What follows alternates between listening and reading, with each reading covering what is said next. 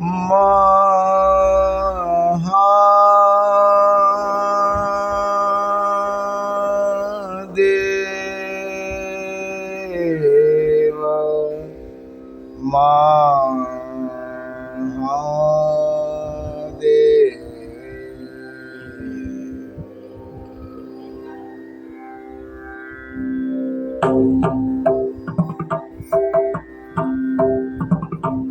हर हर महादेव देव हर हर महादेव देव हर हर महादेव देव नाद वेद जाके नाद वेद जाके हर हर महादेव देव हर हर महादेव देव हर हर महादेव देव।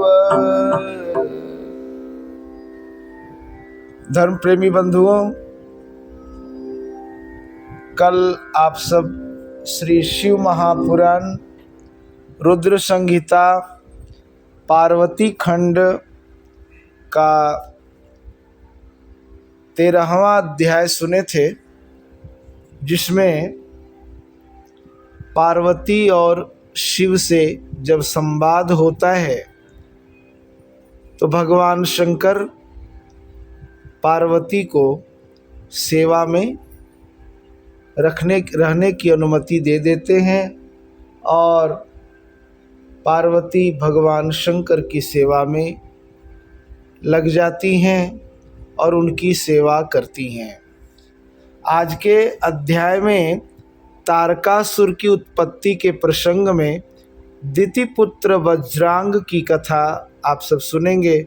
उसकी तपस्या तथा वर प्राप्ति का वर्णन भी सुनेंगे।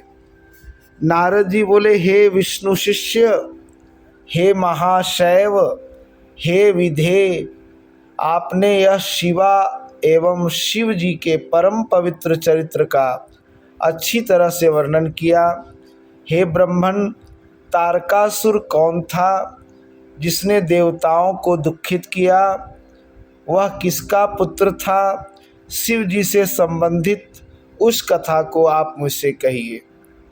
जितेंद्रिय शंकर ने किस प्रकार कामदेव को भस्म किया? भगवान शंकर के इस अद्भुत चरित्र का भी प्रसन्नतापूर्वक वर्णन कीजिए। जगत से परे आदिशक्ति पार्वती ने किस प्रकार अत्यंत कठोर तप किया और अपने सुख के लिए उन्होंने शंकर को किस प्रकार पति रूप में प्राप्त किया। हे महाज्ञानी, आप मुझ श्रद्धावान तथा शिव भक्त अपने पुत्र से यह संपूर्ण चरित्र विशेष रूप से कहिए। ब्रह्मा जी बोले, हे पुत्रवर्य, हे महाप्राज्ञ, हे सुरर्षे, हे प्रशंसनीय व्रत वाले, मैं शंकर का स्मरण कर उनके संपूर्ण चरित्र का वर्णन कर रहा हूँ, आप सुने। हे नारद, सबसे पहले आप तारकासुर की उत्पत्ति सुने, जिसके वध के लिए देवताओं ने शिव का आश्रय लेकर बड़ा यत्न किया था। मेरे पुत्र जो मरीचि थे, उनके पुत्र कश्यप हुए। उनकी 13 स्त्रियां थीं जो दक्ष की कन्याएं थीं। उनकी सबसे बड़ी पत्नी दिति थी। उसके 2 पुत्र हुए, उनमें हिरण्यकशिपु ज्येष्ठ तथा हिरण्याक्ष छोटा। भगवान विष्णु ने नृसिंह तथा वाराह रूप धारण कर अत्यंत दुख देने वाले उन दोनों का वध किया। तत्पश्चात देवगण निर्भय और सुखी रहने लगे। इससे दिति दुखी हुई और वह कश्यप की शरण में गई।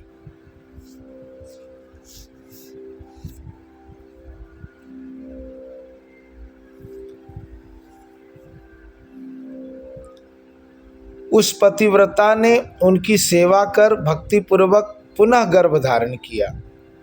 यह जानकर महान परिश्रमी देवराज इंद्र ने अवसर पाकर उसके गर्भ को में प्रविष्ट होकर वज्र से उसके गर्भ के टुकड़े टुकड़े कर दिए, किंतु उसके व्रत के प्रभाव से उसका गर्भ नहीं मरा और दैव योग से सोती हुई उसके गर्भ से 49 पुत्र उत्पन्न हुए।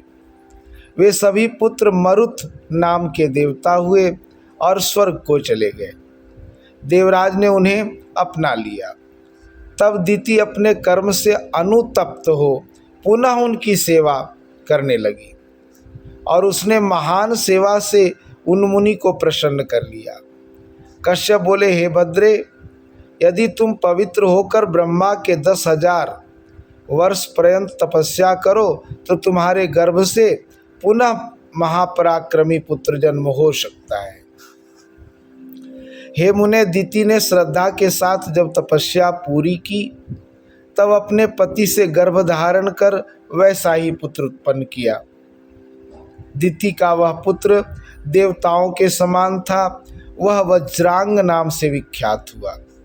उसका शरीर नाम के अनुसार ही वज्र के समान था।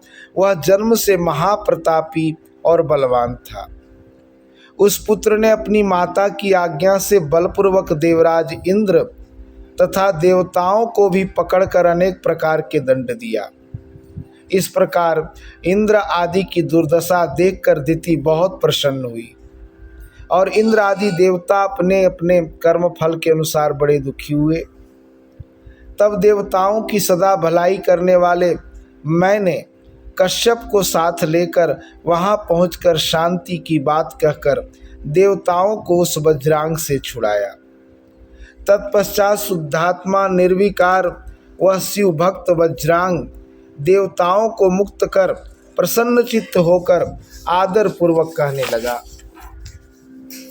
वज्रांग बोला, यह इंद्र बड़ा स्वार्थी और दुष्ट है। इसने ही मेरी माता की संतानों को नष्ट किया। इसको अपने कर्म का फल मिल गया। अब यह अपना राज्य पालन करे।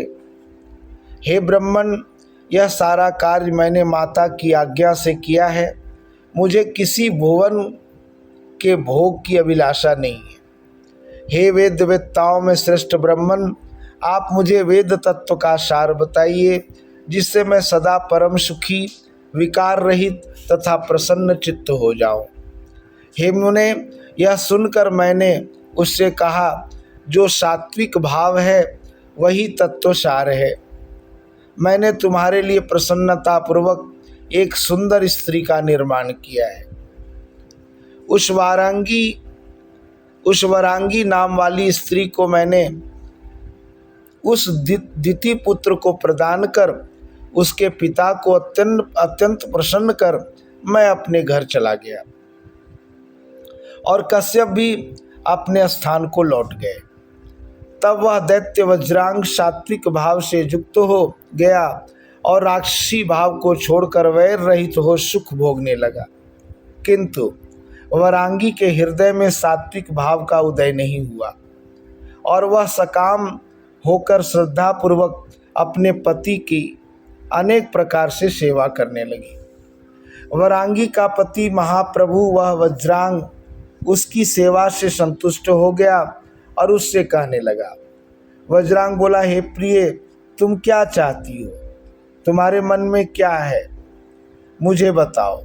तब उसने विनम्र होकर पति से अपने मनोरथ को कहा।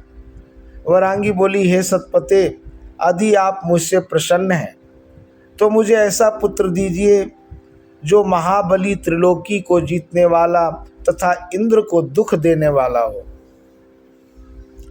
ब्रह्मा जी बोले, अपनी पत्नी का यह वचन सुनकर वह व्याकुल और आश्चर्यचकित हो गया। वैर रहित ज्ञानी एवं सात्विक वह वज्रांग अपने मन में सोचने लगा, मेरी प्रिया देवताओं से विरोध करना चाहती है, परंतु मुझे यह अच्छा नहीं लगता। अब मैं क्या करूं, कहाँ जाऊं और कौन ऐसा उपाय करूं जिससे मेरी प्रतिज्ञा नष्ट न हो। यदि प्रिया का मनोरथ पूर्ण होता है तो तीनों लोग कष्ट में पड़ जाएंगे तथा देवता और मुनि भी दुखी हो जाएंगे, परंतु यदि प्रिया का मनोरथ पूर्ण नहीं हुआ तो मुझे नरक भोगना पड़ेगा। दोनों ही प्रकार से धर्म की हानि होगी, ऐसा मैंने धर्मशास्त्रों से सुना है। हे मुने, इस तरह धर्म संकट में पड़ा हुआ वह वज्रांग भ्रम में पड़ गया। वह अपनी बुद्धि से दोनों बातों के उचित अनुचित पक्षों पर विचार करने लगा। हे मुने, उस समय उस बुद्धिमान वज्रांग ने शिव की इच्छा से स्त्री की बात मान ली। उस दैत्यराज ने प्रिया से कहा, ठीक है, ऐसा ही होगा। तत्पश्चात उसने इस निमित्त जितेंद्रिय होकर मेरे उद्देश्य से बहुत वर्षों तक प्रीतिपूर्वक तप किया। तब उसका महातप देखकर उसे वरदान प्रदान करने के लिए मैं गया और प्रसन्न मन से मैंने उससे कहा, वर मांगो। उस समय वज्रांग ने प्रसन्न हुए मुझ विभु को आकाश में स्थित देखकर प्रणाम करके नाना प्रकार की स्तुति कर प्रिया के लिए हितकारी वर मांगा। वज्रांग बोला, हे प्रभु, आप मुझे ऐसा पुत्र दीजिए जो अपनी माता का तथा मेरा परम हित करने वाला, महाबली, महाप्रतापी, सर्वसमर्थ और तपोनिधि हो। ब्रह्मा जी बोले, हे मुने, उसका यह वचन सुनकर मैंने तथास्तु कहा और इस प्रकार उसे वर देकर शिव का स्मरण करते हुए उदास होकर मैं अपने स्थान को लौट आया। इस प्रकार श्री शिव महापुराण के अंतर्गत द्वितीय रुद्र संहिता के तृतीय पार्वती खंड में तारक की उत्पत्ति के प्रसंग में वज्रांग की उत्पत्ति और उसकी तपस्या का वर्णन नामक ये 14वां अध्याय पूर्ण हुआ।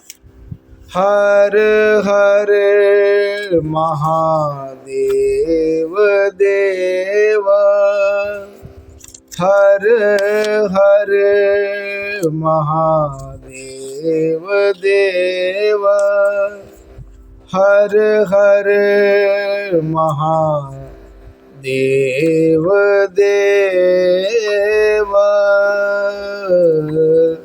महादेव।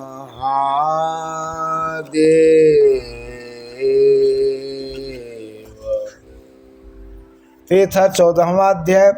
और कल 15वें अध्याय में आप सब सुनेंगे वरांगी के पुत्र तारकासुर की उत्पत्ति, तारकासुर की तपस्या एवं ब्रह्मा जी द्वारा उसे वर प्राप्ति, वरदान के प्रभाव से तीनों लोकों पर उसका अत्याचार की कथा।